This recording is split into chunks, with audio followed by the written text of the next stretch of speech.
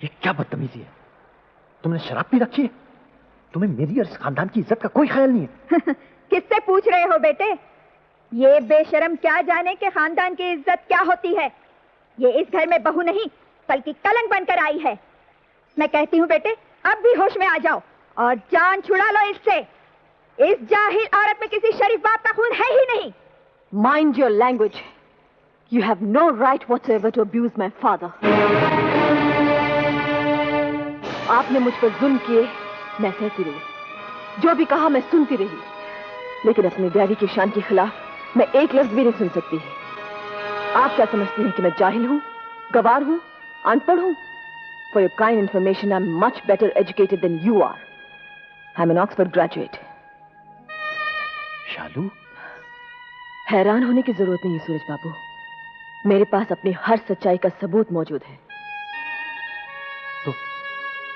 तो फिर आज तक जो होता रहा वो क्या एक नाटक था? हाँ, ये सब कुछ एक नाटक ही था जो आज मैंने खत्म कर दिया, क्योंकि बर्दाश्त की भी एक हद होती है। मेरी सास ने मुझे इस घर से निकालने के लिए बहुत से जतन किए, यहां तक कि आज मुझे शराब पिलाकर भरी महफिल में मुझे जलील करने का प्लान भी बनाया था, ताकि आपके दिल में मेरे लिए नफरत पैदा हो और आप मुझे इस घर से और अपने दिल से निकाल दें।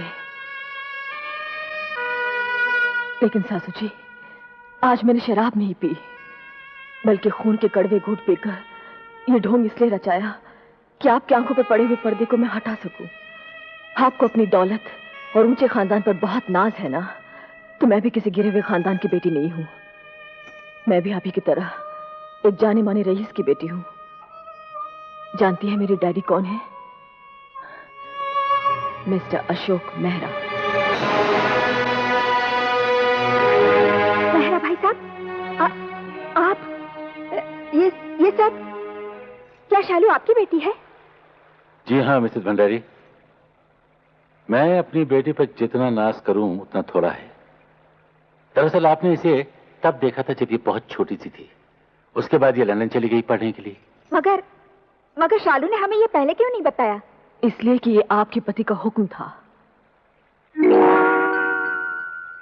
ये सारा ढोंग इन्हीं के कहने पर रचाया गया। डैडी और भंडारी अंकल चाहते थे कि मैं इस घर में सूरज बाबू की पत्नी बनकर आऊं। जब उन्होंने ये मसला मेरे सामने रखा तो मैंने उसे एक चैलेंज समझकर एक्सेप्ट कर लिया और सूरज बाबू से शादी करके इस घर में आ गई। मैंने हर तरह की कोशिश की सासू जी, लेकिन आपके दिल में अपने लिए जगह न बना सकी।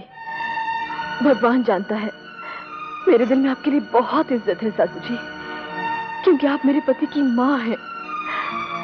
मैंने बचपन में ही अपनी माँ को खो दिया था। मैंने सोचा कि मुझे आपसे माँ का प्यार मिलेगा, लेकिन शायद माँ का प्यार मेरे नसीब में ही नहीं था। आपने तो मुझे अपनी बहू भी न समझा। लेकिन आज मैं इस भरी महफिल में सबके सामने एक सवाल पूछना चाहती हूँ। बहुओं के मुकद्दर में सिर्फ सास की गालियां और नफरतें क्यों होती है? क्या वो बेचारी इसलिए माँ बाप का आंगन छोड़कर पराये घर को अपना घर बनाती है? क्या वो किसी सुख या खुशी की हकदार नहीं है? सासू जी, आपका घर, आपकी दौलत, आपकी शान आपको मुबारक हो। मैं इस घर से जा रही हूँ। शालू, नहीं, तुम्हारे जाते ये घर फिर से नर्क बन जाएगा। और अगर फिर भी तुम जाना चाहती हो तो आओ, मैं भी तुम्हारे साथ चलता हूँ। नहीं सूरज बाबू, मुझ जैसी बीवियां तो आपको कदम कदम पर मिल जाएंगी, लेकिन माँ नहीं मिलेगी। माँ जैसी भी हो, उसके चरणों में स्वर्ग होता है। आप मेरे लिए इस स्वर्ग को मत ठुकराइए। मुझे जाने दीजिए सूरज बाबू। मुझसे अगर कोई भूल हो गई हो तो मुझे माफ कर दीजिए। चलिए डैडी। ठहरो, आज हमें भी कुछ कहना है। बरसों तक हम खामोश रहे। सच क्या है, झूठ क्या है, सब कुछ जानते हुए भी चुपचाप बुत बने तमाशा देखते रहे। लेकिन आज हमारी इस मुर्दा जबान को जान आई है, और इस जबान से हम पहली बार ऐलान करते हैं कि आज के बाद हम या हमारा कोई बेटा इस घर में नहीं रहेगा। ये आप क्या कह रहे हैं ससुर जी? ये घर तो आपका है। अरे बेटी, अव्वल तो ये घर है ही नहीं, कैद खाना है। और इस आलीशान कैद खाने की ये मगरूर औरत मालकिन है, जो अपनी अकड़ी हुई गर्दन, अकड़ी हुई भवें और जहर टपकाती हुई जबान से तानाशाही चलाती आई है आज तक। इसने बेटों को जन्म जरूर दिया, मगर पोस्ट डेटेड चेक समझकर उनको पाल पोस कर बड़ा किया, ताकि जब शादी का मौका आए तो उनको दोबारा कैश करवा सके। इसको नहीं मालूम कि बेटे क्या होते हैं, मां का अपनी औलाद के लिए फर्ज क्या होता है। अरे जब इसे ये नहीं मालूम तो इसे ये कहां से मालूम होगा कि बहू क्या होती है, बहू के लिए सास का फर्ज क्या होता है। ये सब नाटक मैंने रचाया था अपने इस दोस्त की मदद से, ताकि अपनी इस गुमराह बीवी को सही रास्ते पर लेकर आऊं, मगर नाकाम रहा।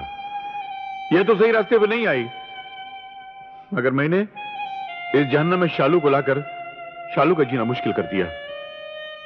शालू बेटी, जिस तरह सीता देवी के लिए जहां राम जी थे वहीं अयोध्या थी, उसी तरह तुम जहां रहोगी वही हमारा घर है, वही हमारे लिए स्वर्ग है। और आज के बाद यह मगरूर औरत अपने आलीशान मकान में अकेली भटकती हुई आत्मा की तरह रहेगी, अपनी तिजोरी पर, अपने जेवर पर, अपने फर्नीचर पर राज करेगी। और जिस दिन ये मरेगी, इसके मुंह में गंगा जल डालने वाला भी कोई नहीं होगा। उस दिन मेरी बातें याद करके तड़प तड़प के मरेगी तू। चलो बेटी। रुक जाइए, मुझे इतनी बड़ी सजा मत दीजिए आप लोग। मैं अपने किए पर बहुत शर्मिंदा हूँ। घर छोड़कर मत जाइए, मुझे माफ कर दीजिए आप लोग, मुझे माफ कर दीजिए। मैं बहुत शर्मिंदा हूँ। हाँ कैलाश, इन्हें माफ कर दो। ये मेरी बेटी की सास हैं और मेरी भाभी भी। हाँ, तो इससे कहो कि अपने बहू से माफी मांगे, उसे गले लगाए और कहे कि बहू हो तो ऐसी हो। कहो इससे। नहीं, ये आप क्या कर रही हैं?